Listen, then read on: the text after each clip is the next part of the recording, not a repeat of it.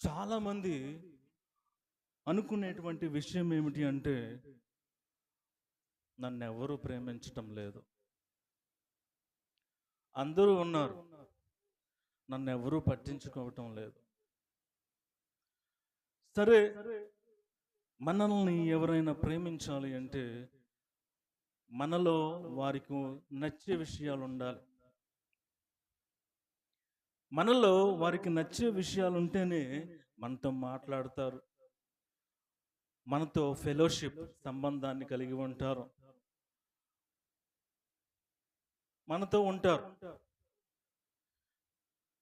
మన మనలో వారికి నచ్చే విషయాలు లేకపోతే తల తిప్పుకొని వెళ్ళిపోతూ ఉంటారు. మనం చూడరు ఎవరు కూడా. మనల్ని ఎవరు పట్టించుకోరు.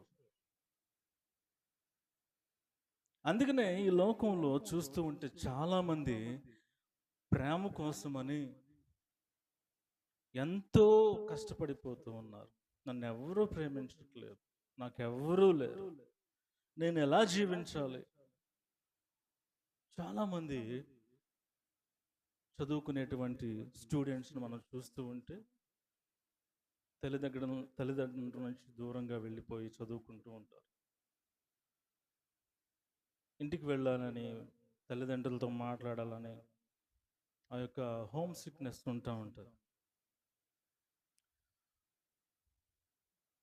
ప్రేమ ఎవరన్నా ప్రేమిస్తారేమో, ఎవరన్నా మనతో మంచిగా చూస్తారేమో అని అనుకుంటూ ఉంటారు. అయితే మనలో చాలా విషయాలు ఇతరులకు నచ్చవు. ఎందుకు అంటే మనం ఈ లోకంలో నడుచుకునేటువంటి విధానము వారికి నచ్చకపోవచ్చు. మనము ఆలోచించేటువంటి విధానము ఇతరులకు నచ్చకపోవచ్చు. మన క్రియలు ఇతరులకు నచ్చకపోవచ్చు. అందుకని మనం నచ్చకపోతే వారు మనల్ని దూరంగా పెట్టేస్తారు.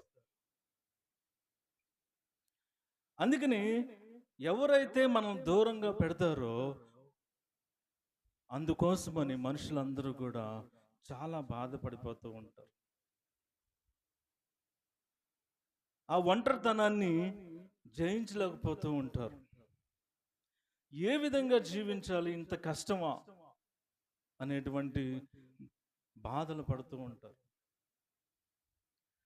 అయితే ఇటువంటి వారి కోసమని దేవుడు తెలియచేస్తున్నటువంటి మాట, దేవుడు లోకమును ఎంతో